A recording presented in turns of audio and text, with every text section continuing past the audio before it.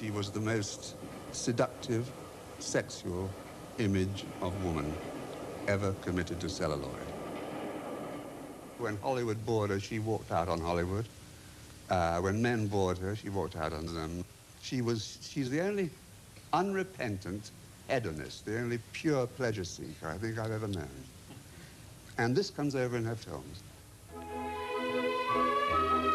The film actress Louise Brooks, who died last summer, was celebrated as one of Hollywood's most beautiful women. But her reputation rests almost entirely on her work during a brief visit to Europe in the late 20s, and particularly for her legendary performance as the reckless pleasure seeker Lulu in G.W. Pabst's Pandora's Box. Her subsequent Hollywood career was a sad and ignominious decline. For years she seemed to have disappeared without trace until she was rediscovered by film enthusiasts towards the end of her life. It was then that she found a new career as a penetrating commentator on the foibles of Hollywood. Power was the most important thing. The producers fought for power. Money was a means for power, and to sleep with beautiful women. It was that marvelous thing of walking around and ruling. I love the line of Matt Sennett when he wanted to have his own company, and he tried to talk these gamblers into backing him, horse gamblers. And the thing that finally succeeded was that he introduced them at parties to all these lovely girls. And Sennett said, he said that's how they happened to invest their money. He said they decided it would be perfectly fine to own beautiful girls, actresses, and that's what it amounts, that's what it amounts to. In 1982, Brooks wrote a collection of professional and personal memoirs, Lulu in Hollywood. It surprised and delighted readers not only with its frankness, but also the assurance of its style. Our house back in Wichita, a 14-room gray frame structure, was literally falling down with books. The foundations on the right-hand side had sunk 11 inches from the weight of books in Father's third-floor retreat. When my older brother and I got into a fight, my father would retire to his law books and violin on the third floor, and my mother, whose sense of the absurd almost always reduced crime and punishment to laughter, often simply laughed. One day, I ran to her to confess that I had just smashed a cup from her best set of Haviland china. Without looking at me, she said, "Now, dear, don't bother me while I'm memorizing Bach." She did, however, foster my dancing career. It began when I was 10. With her talent for dancing, Brooks was much in demand at local functions in southern Kansas, but she was soon on her way to New York. She enrolled at the Dennis Shawn Academy, then in the forefront of modern American dance. She starred with the principal of the academy, Ted Shawn, in the ballet Feather of the Dawn, but the lure of the other strand of American dance was to prove irresistible. By some shift which has never been quite made clear, she was soon appearing in the George White Scandals, and then as a specialty dancer in the Ziegfeld Follies. It was New York, August 1925. Chaplin, aged 36, was in town for the premiere of The Gold Rush at the Strand Theatre on Broadway. I, aged 18, was dancing in the Ziegfeld Follies, round the corner at the New Amsterdam Theatre on 42nd Street. Submerged in my own fascinating being, I was only vaguely aware that the Gold Rush had brought Chaplin his greatest triumph, that he was the toast of all intellectual, cultural, and social New York. We had an affair for 2 happy summer months. Most of our time together was spent in a big, airy apartment atop the Ambassador. I danced, and Charlie returned to reality, the world of his creative imagination. He recalled his youth with comic pantomimes. He acted out countless scenes for countless films, and he did imitations of everybody. Isadora Duncan danced in a storm of toilet paper. John Barrymore picked his nose and brooded over Hamlet's soliloquy. A Follies girl swished across the room and I began to cry, while Charlie denied absolutely that he was imitating me. Taken at this time for Vanity Fair magazine was the Edward Steichen photograph. He is grinning with infectious naughtiness into the camera, and at the same time Steichen has caught his horned curls in a fawn shadow on the background. Brooks was often to be seen with the men of New York's Café Society. The inevitable screen offer came about through a meeting with the English-born director, Edmund Goulding. Did you ever see Eddie Goulding? He was the most extraordinary-looking man with these brilliant blue eyes and his intensity, no matter what it is. And, of course, the English accent. Now, I'm a girl in Scandals, and all the girls in the Follies and Scandals was born. Don't ever have anything to do with a man who offers you a screen test. Oh, never. He is a bad man. So I was sitting down for lunch with Eddie Goulding in the Algonquin in one of the banquettes. I don't know whether it's dining room or it's the same place. And he said, how would you like a movie test? Oh, I said, no. I said, I really wasn't scared because I'd been around a good deal. I was 17 then. I said, no, I'm not interested in movies. I want to be a great dancer like Martha Graham. Well, he said, that doesn't make any difference. He said, to hell with the movie test. How would you like to go out with me this afternoon? And I had the most amazing afternoon I've ever had. Goulding was later to be ostracized for his raucous lifestyle, but at the time, he introduced Brooks to some of the most influential men in the entertainment business. I was invited to a party that night with some of the girls from the Scandals. And the men, among the men were Walter Wanger and Joe Skank and Lord Beaverbrook. Lord Beaverbrook. So we all the girls went up into this little gray suite in the Ritz, and we were introduced, and we had drinks, and we talked. I saw that Lord Beaverbrook was very, very interested in the girl I liked most in the Scandals. She was a darling girl from the South, a darling girl. And they were talking and very cozy, and I watched discreetly, and they did disappear into the little gray bedroom and the little gray suite in the Ritz, and then they came out a while later. And a few days later, she told me that she had a contract at MGM. And she did go to MGM, and she did do very well. And I say, hooray for Lord Beaverbrook. Through the influence of Walter Wanger, one of the heads of Paramount, Brooks herself moved into pictures. One of her earliest surviving films is Love 'Em and Leave 'Em from 1926, in which she plays a sly shop assistant, using her natural charms to make her way in the world.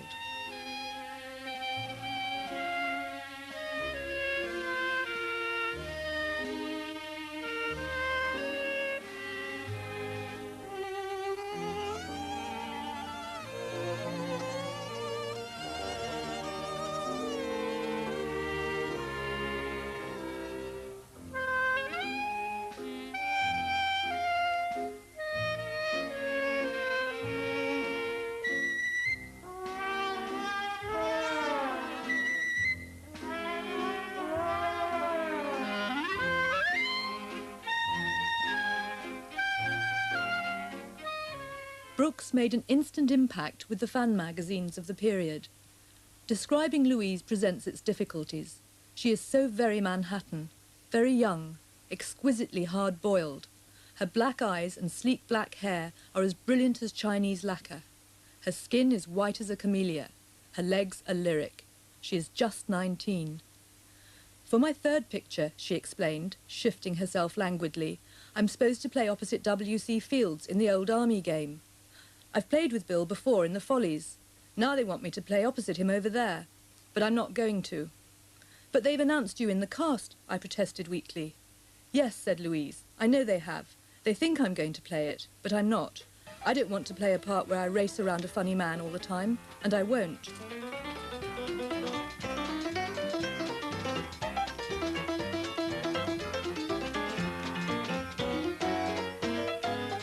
It was through a friend in the Follies that I came to know Bill Fields. At the florist on Park Avenue before the matinee, we would select a bouquet to be wrapped in waxed paper and present to Bill in his dressing room. It touched his heart. Bill adored beautiful girls, but few were invited to his dressing room. He was morbidly sensitive about the eczema that inflamed his nose and sometimes erupted on his hands, so that he had had to learn to juggle wearing gloves. After several devastating experiences with beautiful girls, he had decided to restrict himself to girlfriends who were less attractive and whom he would not find adrift with saxophone players. He was an isolated person.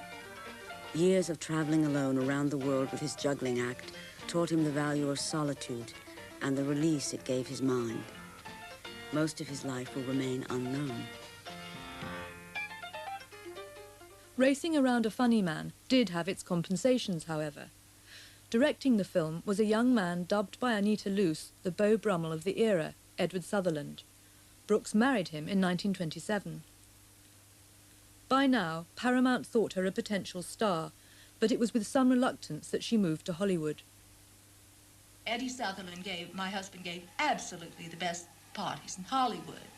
He invited the most amusing people. Wilson Meisner, of course, who would always insult someone at a dinner party. He would rise in a stately fashion. He didn't drink. He smoked opium once in a while, but of course not at a party.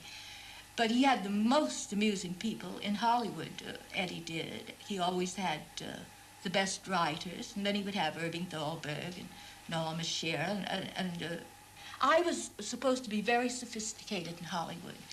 That was purely on the strength of my having the most magnificent Paris, New York wardrobe, and of course being very sniffy. Don't forget, I was a great intellectual. I'd read Tolstoy, and I really was just a hick from Kansas. And as Anita Loos said, when she threw me out of Gentlemen Prefer Blondes, she said, "Louise, if I ever write a part for a cigar store Indian, you will get it." I didn't even talk then. Perhaps as a response to these homespun qualities, William Wellman cast Brooks in one of her best silent films, Beggars of Life. After murdering her cruel guardian, Brooks disguises herself as a boy and goes on the run with hobo Richard Arlen.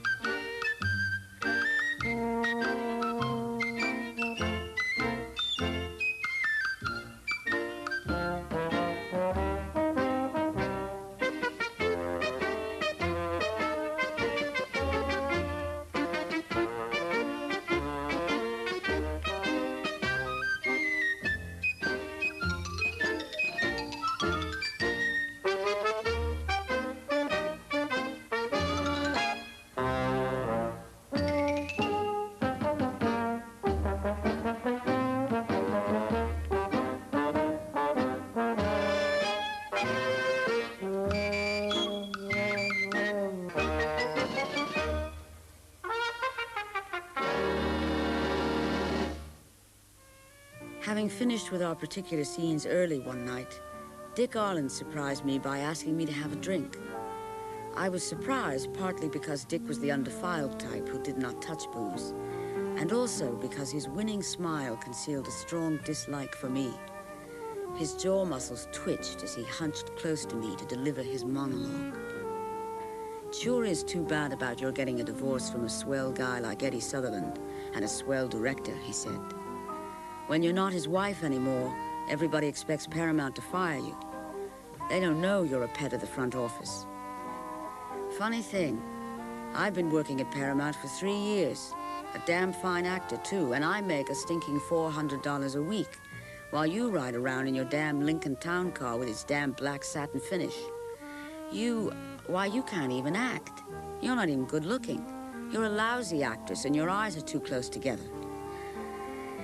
Having concluded his curse upon me, Dick stood up, snatched away his bottle of whiskey, and swaggered from the lobby.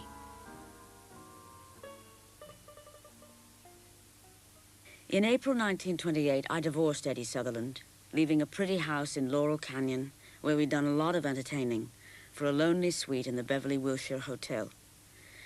Staring down at my name in lights on the marquee of the Wilshire Theater was like reading an advertisement of my isolation. Someday, I thought, I would run away from Hollywood forever. Not just the temporary running away I did after making each of my films, but forever. Louise Brooks was always to retain a very unclouded view of the attractions of Hollywood. She constantly crossed swords with her producer at Paramount, B.P. Schulberg, who was more than usually volatile because of the imminent arrival of sound. He wanted Brooks to cooperate in converting her latest picture, The Canary Murder Case, into a talkie, but she was already bored with Hollywood. She was more interested in her relationship with a rich laundry magnate from the East, George Marshall. Marshall took on the management of her professional and financial affairs. He called me one day and he said, you know, in September, he said, you know, tomorrow your option comes up. He called me from Washington. I said, oh, really? He said, yes, Montebell, MGM called me and told me all about it. And he said, now look, when you go in to see Schulberg, he's going to tell you that he will keep you on at $750 a week, but he won't give you the raise in your option. And he said, I also know that some guy in Berlin called Pabst wants you for a very famous picture, I hear. And he'll give you $1,000 a week. So you let Schulberg talk, and when he's finished, you say, thank you, Mr. Schulberg, but I'll quit and go to Germany. And that is what I did, much to Mr. Schulberg's surprise.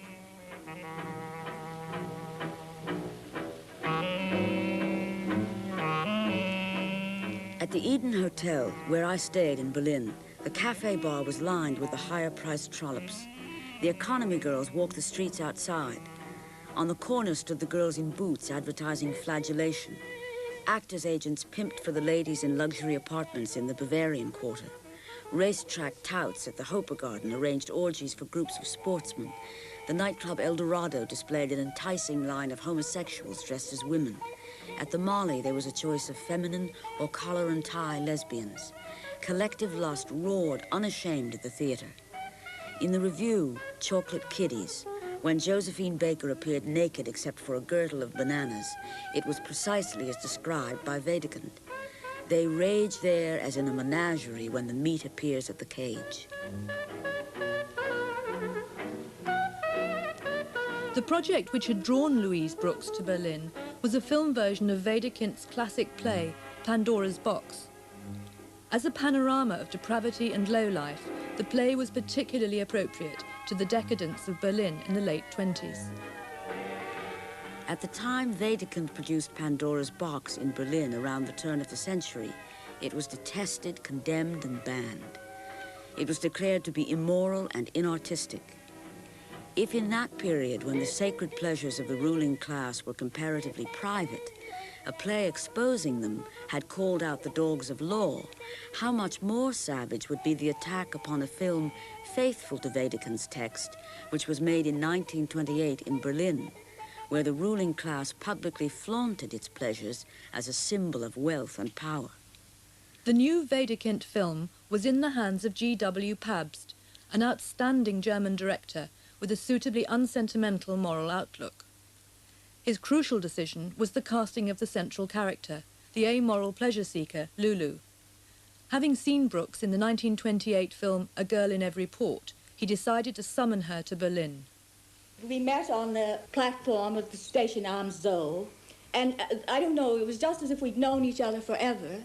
It was the most curious experience I've ever had in my life.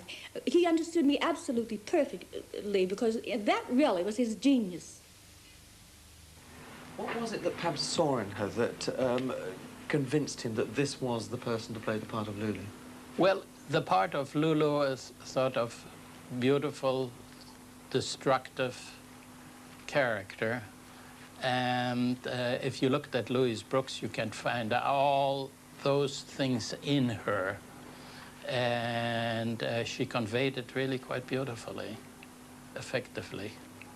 And she had a great depth to it, which American films really never made quite use of.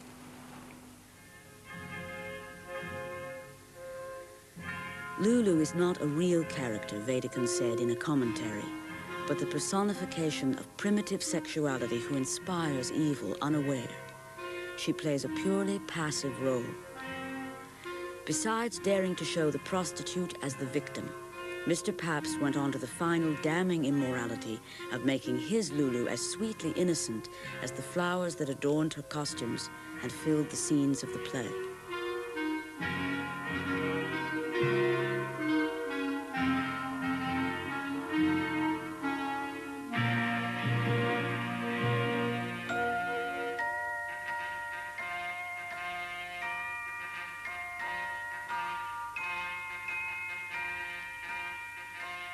And when the scene was finished, he grabbed me and picked me up and he said, "Oh, but you are a dancer. Not very good, but what I'm getting at is that he treated everyone completely differently. Now, with Corton, with a great actor from the theater, he would take him aside, and in that careful, precise way, they would talk over everything. Now, that didn't really mean anything, because Pabst never wanted a set performance. He wanted it to be new and living. In her scenes with the doomed industrialist, Dr. Schön, Brooks found herself playing opposite one of the most eminent German actors of the time. Fritz Kortner had a histrionic style which Pabst clearly enjoyed. Nevertheless, he made sure that Kortner was unable to upstage his young star.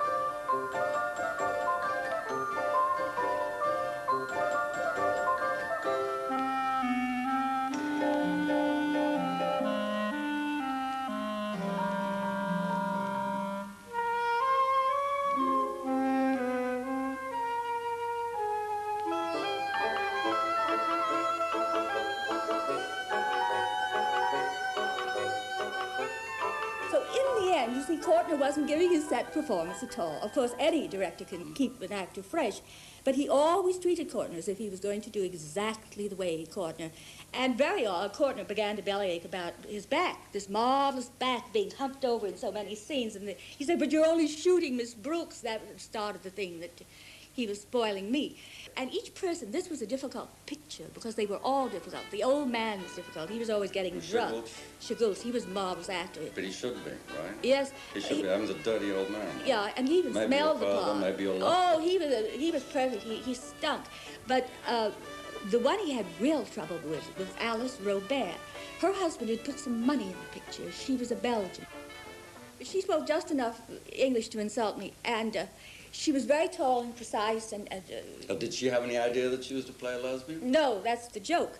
She's the Countess Geschwitz. Huh? Yes, and the scene she played, that was the wedding night, when Kortner finds me dancing the tango with her. We were having a love affair on the side. She rehearsed the scene, adios muchachos, compañero de mi vida. I was looking at her, and she absolutely froze and walked off the set.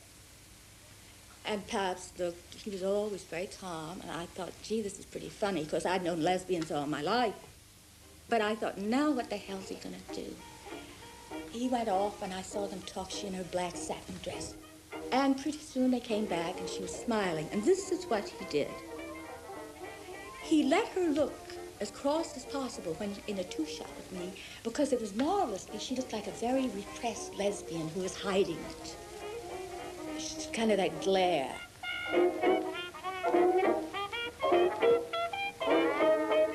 Then when he did close-ups with her, he would stand off and play the scene with her so that she could do a true love scene with him. And she turned out to be marvelous. So I say he was a director like almost every director follows a pattern, pretty much treats everyone the same, but he didn't. Most directors and most great directors, for instance, Lubitsch, they used the same technique with everyone. Lubitsch acted out every scene and acted it out marvelously. I don't know whether I could work with him. Showing the actor how to do it. Every move, every move. Eddie Goulding, the same way. He even showed Garbo how to cross the library, the hotel lobby in Grand Hotel. And he was right, because they were extraordinary, but most directors are terrible. But Pabst never acted anything, but he treated everybody completely different. For instance, he sat one day with me, and we were chewing on some old dead sauerkraut and ham or something, and he said, Louise, this afternoon you must cry. And that's all he told me about the scene, and I went into the scene and I cried. I I was treated by Pabst with a kind of decency and respect unknown to me in Hollywood. It was just as if he had sat in on my whole life and career and knew exactly where I needed assurance and protection. And just as his understanding of me reached back to his knowledge of a past we did not have to speak about, so it was with the present. For although we were together constantly, he seldom spoke to me. All that I thought and all his reactions seemed to pass between us in a kind of wordless communication. To other people surrounding him, he would talk endlessly in that watchful way of his, smiling, intense, speaking quietly with his wonderful hissing precision. But to me, he might speak never a word all morning, and then at lunch turn suddenly and say, "Louise, this afternoon you must be ready to do a big fight scene with Courtner." By some magic, he would saturate me with one clear emotion and turn me loose.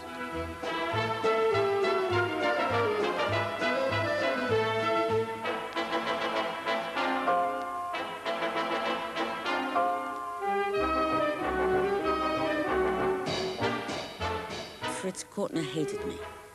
In his role of Dr. Schön, he had feelings for me or for the character Lulu that combined sexual passion with an equally passionate desire to destroy me. One sequence gave him an opportunity to shake me with such violence that he left 10 black and blue fingerprints on my arms. Both he and Pabst were well pleased with that scene because Pabst's feelings for me, like Courtner's, were not unlike those of Schön for Lulu. I think that in the films Pabst made with me, he was conducting an investigation into his relations with women, with the object of conquering any passion that interfered with his passion for his work. One of the only surviving members of Pabst's original production team is the Russian émigré assistant director, Mark Sorkin. Pabst any time looking for a girl or for this, or to have a name, have not a name, not important. He have to be absolute born for this role. That was his principle. She was very independent. And when she working with the people in the film, she have an opinion what she have to do. That was her opinion. Most of the time, the opinion was right, what she have to do, most of the time.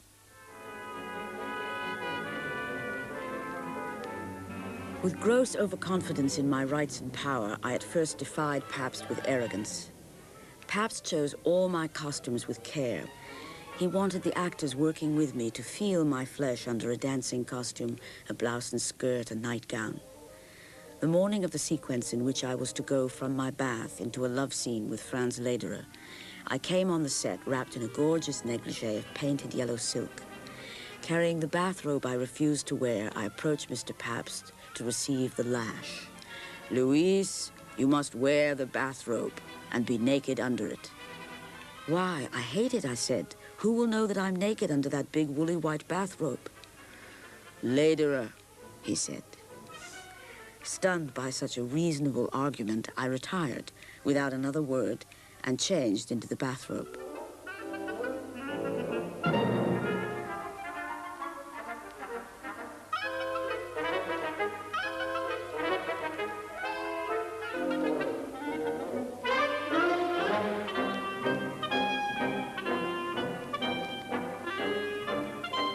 Most directors had no idea what a girl would wear in a picture.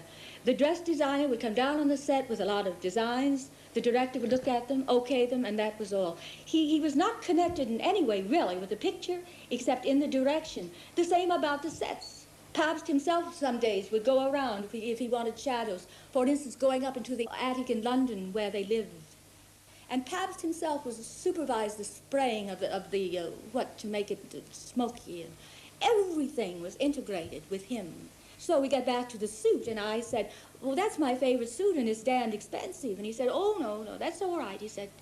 So we took it away, and the morning came to shoot the scene, and Josephine disappeared and came back with my suit. This is your own suit, right? Yes. I mean, not something... He often yes. used my clothes. Half the clothes would be mine because he changed the scene, and he'd say, bring me a dressing gown, bring me an evening dress, so on. So she came back with my costume, and I looked at it and said, my God, the skirt had been torn and ripped and dipped in oil.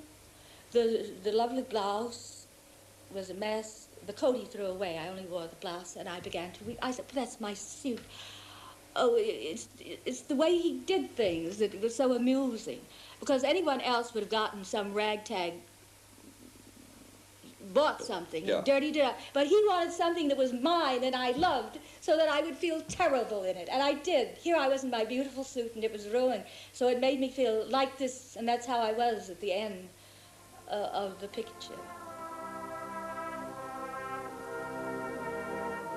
Mr. Pabst's perfect costume sense symbolized Lulu's character and her destruction. It is in the worn and filthy garments of the streetwalker that she feels passion for the first time, comes to life so that she may die. When she picks up Jack the Ripper on the foggy London street and he tells her he has no money to pay her, she says, never mind, I like you. It is Christmas Eve, and she is about to receive the gift that has been her dream since childhood: death by a sexual maniac.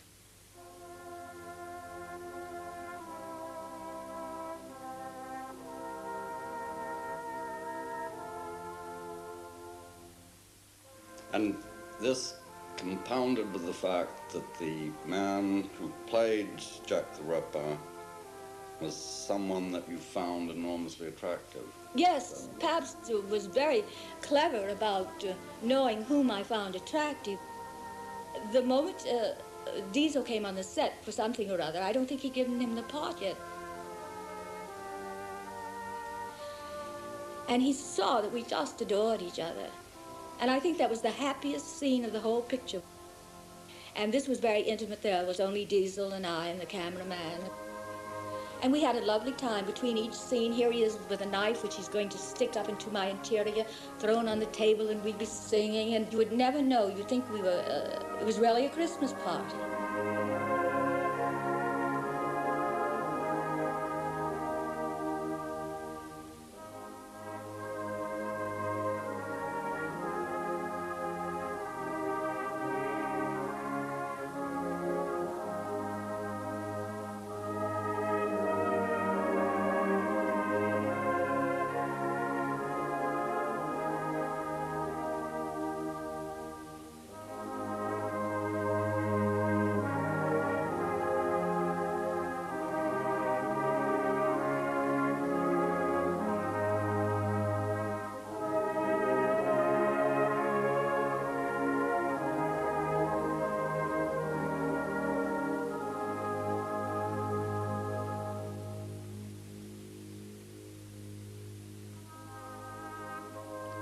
Despite some lavish promotion, Pandora's Box was a failure with the public. Louise Brooks cannot act, wrote one critic. She does not suffer, she does nothing. There was outrage, too, at the disservice done to a German classic. Hurrying through a hostile crowd at the premiere in Berlin, Brooks heard moviegoers shout, "There's the American girl who is playing our German Lulu." But Pabst had other plans for his protégé. Through the French company Sofar, he began to set up a film provisionally called Miss Europe. When she arrived in Paris, Brooks found that her reputation for beauty preceded her. Shop windows featured displays of her photographs, but as yet there was no finance to shoot the film. All Brooks could do was pose for the photo sessions and await developments. So there I was, holed up in the Royal Monceau with nothing to do. I didn't know anybody.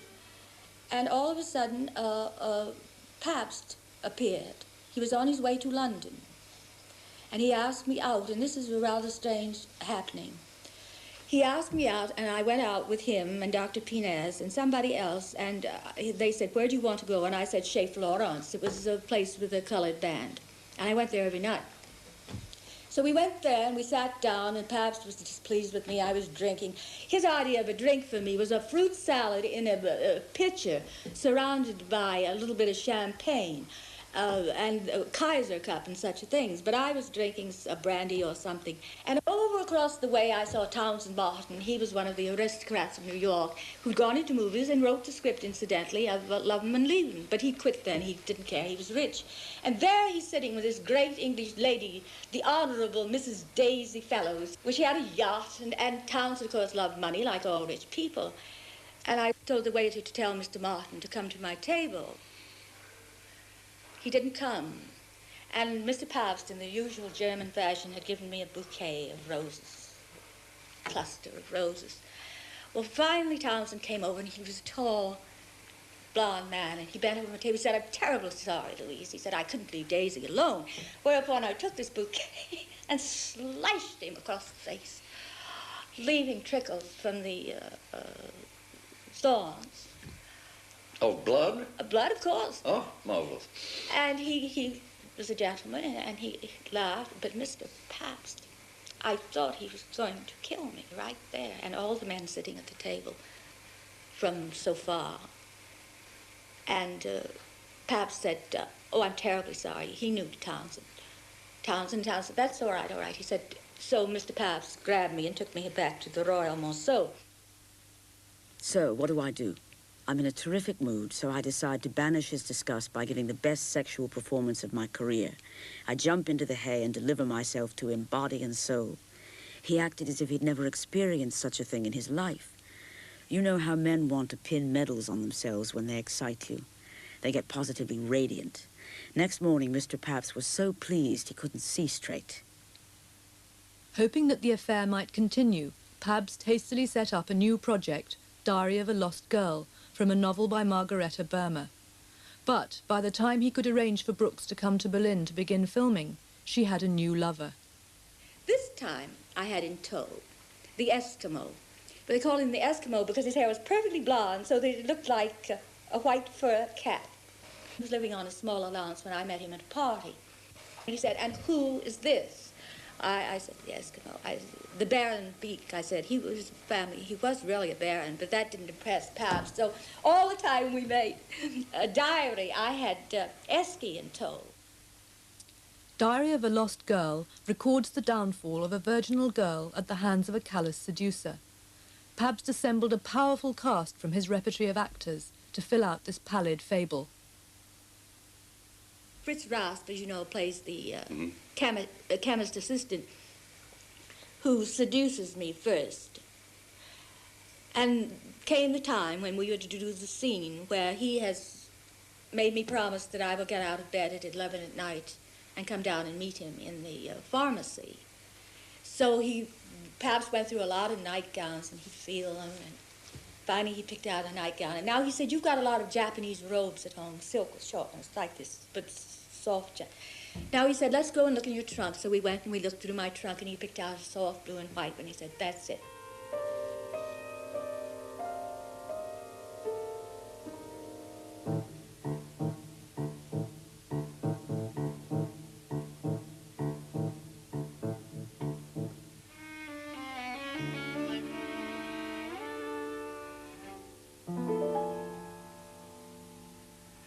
And the scene begins where we talk, and then Rasp holds me,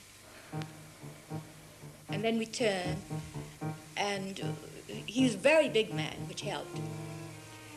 And I liked him very much, of course.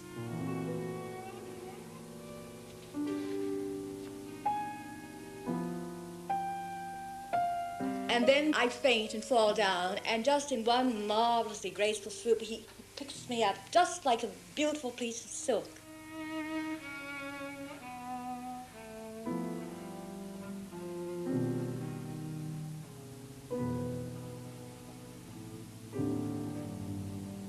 And that's all, really. Sex is so different now, isn't it? But you got more sex out of that scene, just the way he picked me up and moved right out through the curtains. So this was all a scene of touch, almost no words. It was really a ballet.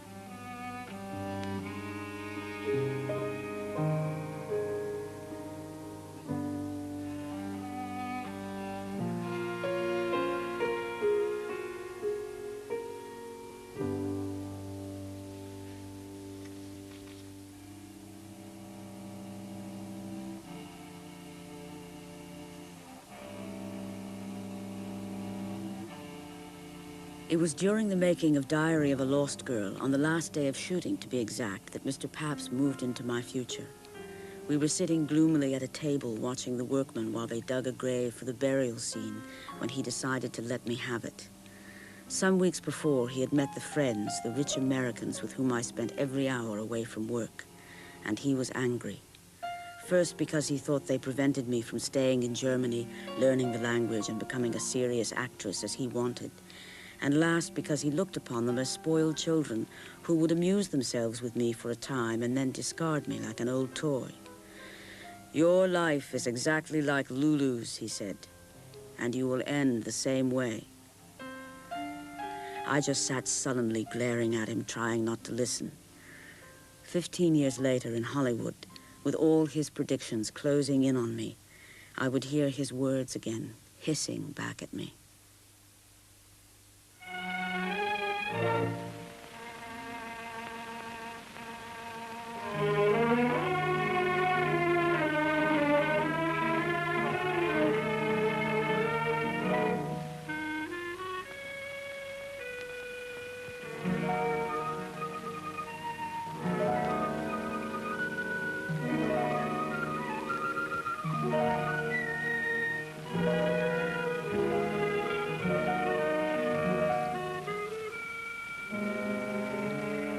The Canary murder case had been Brooks' last Hollywood silent film before her departure to Germany.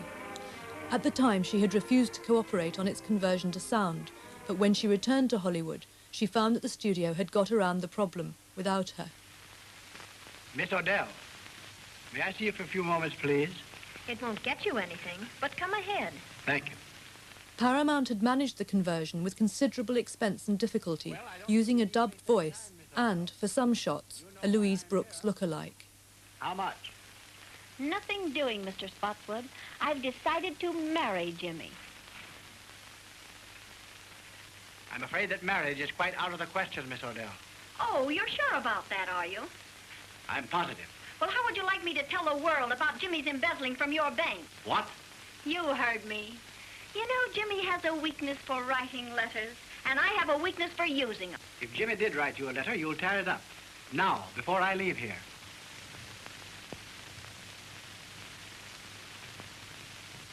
Sure. Go ahead, tear it up yourself. My memory's still perfect. Oh, yes, I see, yes. Very well. You win. When I went back to Hollywood in 1930, I knew I was going to take it on the chin because I was pretty elegant, pretty grand. I was slumming. In Hollywood, these illiterate people. So when I went back broke in 1930, I had a job with Harry Cohen. And I wouldn't go to work for him. He'd make me come to his office. It was really entirely her own fault, and she herself admits that she came back from Europe where she'd achieved this kind of prestige by working with Pabst and Janina and Rennie Claire. And she came back and felt that the films she'd been doing in Hollywood were basically just junk, which they really weren't. I mean, that's the way she felt about them. And she wanted to do the prestige films, the big films in Hollywood. That was just the wrong time for it, that transition to sound. They weren't making that kind of film. They were just trying to keep their heads above water. They were concentrating on talk for its own sake. And it was exactly the wrong time to be temperamental, and that's what she seemed to be doing. And she gave Paramount a very hard time, and in return they gave her a hard time, and literally sabotaged her career. Oh, look out, here they come. Give me that ankle. Oh, oochie woochie. Oh. Pat it all better. Gun. Did you hurt yourself? Oh, what happened? What happened? Come on, boys. Come on. Hold it. Wait a minute. Oh, what a shot for the Sunday edition. Would you mind raising the skirt just a little bit? We want to show the injured ankle. Thank goodness she's got... All Paramount would give Brooks were 2 lines as a glamorous walk-on who disappears after the first scene in the film. Hey. Yeah, and what's more, I'm going to send you the doctor's bill. Oh, you are you? You can't go around hurting girls' ankles like that. What do you think you are, a chiropodist? They crashed while eloping with a chorus girl. Snubbed by Paramount, Brooks was reduced to working for one of the minor studios, the Educational Pictures Company. Her rather shadowy director was William Goodrich, none other than the disgraced silent star, Fatty Arbuckle. Educational were makers of low-budget, too-real program fillers.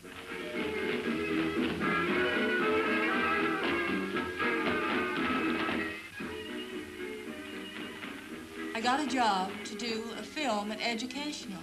I didn't know who the director was. I think they were two real comedies. I've forgotten what they were called. And I needed the money, so I took the job, and I got into this outfit, or whatever it was, and went on the set, and who was sitting there but Batty Arbuckle, sitting in a chair. He smiled at me, and I smiled at him. I knew him and adored him, of course. Everyone did. And he held a script in his hand, and he sat in that chair, really, and I swear to goodness he didn't move through the direction, whatever. I think it took 2 weeks that long to make this silly picture. But he didn't move. He didn't pretend to be happy or pleased, or he was really like a person who'd already died. You had that feeling. In 1936, Brooks made another desperate attempt to restart her career, but she was told she'd have to begin again, in the chorus. This still was circulated with the caption, "Louise Brooks, former star who deserted Hollywood 7 years ago at the height of her career, has come back to resume her work in pictures." But 7 years is too long for the public to remember, and Louise courageously begins again at the bottom. The quaint B series, The Three Musketeers, provided in 1938 the setting for Louise Brooks' last appearance in a Hollywood film. In the episode Overland Stage Raiders, she added romantic interest to the antics of the leading men, including the young John Wayne, whose career was about to take off as hers was about to finish. I think it's time you and I had some serious conversation. That's no lie. Why, you said that like you had the weight of the world on your shoulder. Maybe I have. Tony, it's something I've got to tell you. Something I should have told you a long time ago.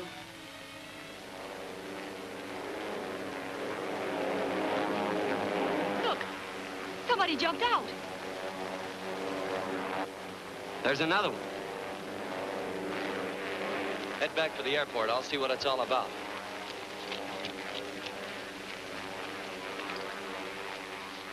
I think Overland Stage Raiders is a little disappointing because Louise in that particular film had a fairly, even though she was the leading lady, had a fairly small part. And she had a totally new sort of modern hairstyle, so she didn't even look like the Louise Brooks we all knew. And it was rather a, you know, sad way to go out in a sense. They'll find a clause in that contract that says they can't take you away from Ora Grande. And that goes for you, too. Try to keep me away. If we need any more aviators, tell them about me and Wrong Way Corrigan. Okay, old man. Come on, let's go.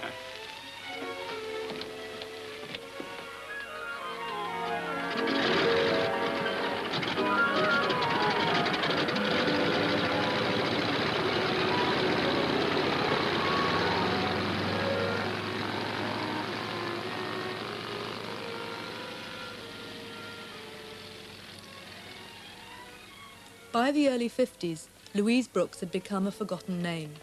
It was to this dingy area of New York's East Side that a silent film enthusiast came in September 1955. It was such a terrible shock. Anyone who had looked the way she had to find that she was in the most deplorable, imaginable physical condition from having just lived on almost nothing but alcohol for years and years and years. She was enormously bloated. Her hair was unkempt, hanging around her face like the very witch of Endor. She wore those enormous frog-like space shoes and a rusty old overcoat that she called her uniform. I could make no connection. It was almost as though she were kind of a Lon Chaney in reverse, somebody so remote from the individual that I knew that it seemed unlikely that it was actually the same person.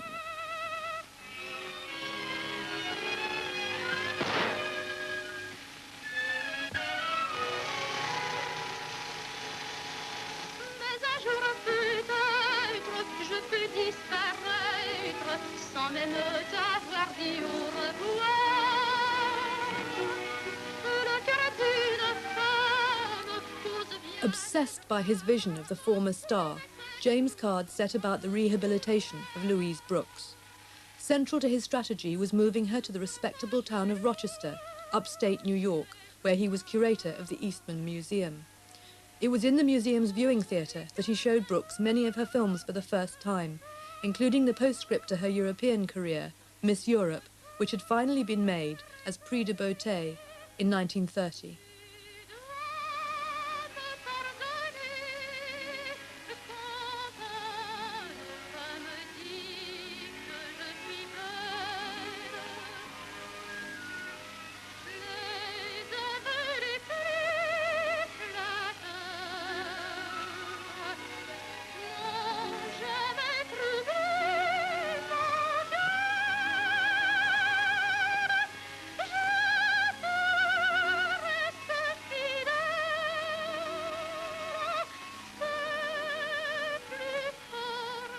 Seeing her old films was a revelation for Brooks. She'd been contemptuous of her work as an actress, but now she began to reevaluate her life in films. Part of this process was to write about her screen experiences, at first for the Eastman Museum Journal. She became known among film enthusiasts and began to make occasional appearances at festivals. At the Louise Brooks season at the Paris Cinémathèque in August 1959, Henri Langlois declared, "There is no Garbo, there is no Dietrich, there is only Louise Brooks." Her articles began to appear in film magazines in France and England. When she began to write, of course, she wrote for a whole series of magazines which were rather esoteric. They never had wide readership. And when Kenneth Tynan tracked her down and was able to write his really fabulous essay in the New Yorker, this changed everything. I thought, for some reason, that she may be dead because she hadn't made a film since, I think, 1938. And I was delighted to find she was alive and living in Rochester, New York, in a two-room apartment, not in poverty, but not in munificence either, living as an invalid, crippled with arthritis, in a state of extreme buoyancy, alone, but not lonely. The interest generated by Kenneth Tynan's New Yorker article brought about the publication of Lulu in Hollywood. Its worldwide success was an unexpected postscript to Brooks' career in movies. That's why I was never an actress. I never was in love with myself. I would go to a party and I'd see Dolores Del Rio and Constance Talmadge and Constance Bennett, all these beautiful women, and I'd say, "You're the ugliest one here. You're black and furry, you've got freckles, your dress is not as attractive." And in the end, so unless you can't be a great actress, unless you think you're beautiful, and it's of the essence. And I remember... I'm wondering what sense you mean a great actress, because I mean a great actress. But you're a contradiction of this. No, I'm not. To be a great actress, you must know what you're doing. When I write my little piece, I know exactly what I'm doing. Yeah. When I acted, I hadn't the slightest idea of what I was doing. I was simply playing myself, which is the hardest thing in the world to do. Mm-hmm. You can give most actors any part in the world and they can play it. But they say, be yourself, they get terribly self-conscious. But since I never learned to act, I never had any trouble playing myself. The great art of films does not consist of descriptive movement of face and body, but in the movements of thought and soul transmitted in a kind of intense isolation. I played Pabst's Lulu, and she isn't a destroyer of men like Vedekins. She's just the same kind of nitwit that I am. Like me, she'd have been an impossible wife, sitting in bed all day reading and drinking gin. Lulu's story is as near as you'll get to mine.